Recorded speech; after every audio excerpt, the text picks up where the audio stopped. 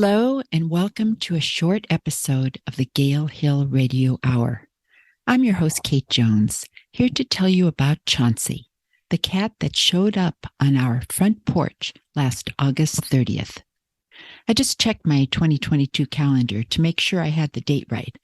Otherwise, I vividly recall that morning when I came downstairs and my husband, Bernie, said, "There's a cat on the porch." Really? I looked out and there was this long-haired, buff-colored feline looking up at me and meowing. He's quite a vocal cat and a handsome fellow at that. I was taken with him immediately. We didn't allow him in the house until we could get him checked out by a veterinarian, and it took a week to get the appointment.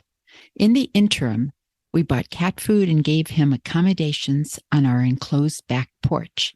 We also asked the neighbors on our street and in the adjacent development whether they knew who he was. They did not. Chauncey didn't have a collar, so while we were waiting for the appointment with the vet, we took him to the Humane Society to see whether he had a chip. Nope, he didn't. We live on a dead-end road, so it's possible that someone dropped him off. I like to think that it was a desperate situation, and the person thought the cat had the best chance of finding a home there. And he did find a home. Whatever his name was before, he doesn't seem to mind being called Chauncey. It suits him. On the second day he was with us, he followed Bernie into the garden and hung out with him. It was Bernie's idea to name him after Peter Sellers' character in Being There. The vet informed us that Chauncey Gardener was 4 to 5 years old, healthy and neutered. He's also quite a character who enjoys visiting the neighbors. We didn't know this about him until last October. It was trick-or-treating time, and Chauncey rushed to the door when he heard a knock. The granddaughters of the neighbor across the street had come over for treats. That's when one of the little girls looked at him and exclaimed, "There's Chauncey." "How do you know his name?" Bernie asked. "Oh, he comes over to see Grandma." That's interesting, we thought. So one day we stopped by Grandma Sue's to make sure that she didn't mind Chauncey visiting her. Quite the contrary. Sue said she was delighted by his visits. Sometimes, she told us, he'd fall asleep while she was petting him. She occasionally dozed off too, and one day she woke up and didn't know where he was.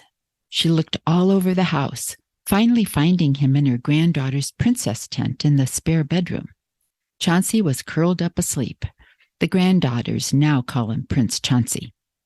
Bernie and I recently went on a 2-week vacation, and we were so appreciative that our friend Debbie, an animal lover, came over every single day to give Chauncey food, water, and love. She did even more than that. I have never seen his coat so beautifully brushed as it was when we returned home.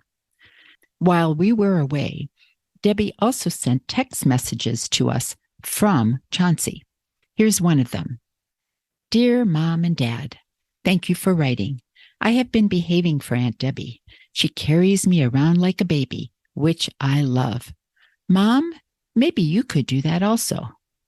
I will keep that in mind. This is Kate Jones with the Gale Hill Radio Hour.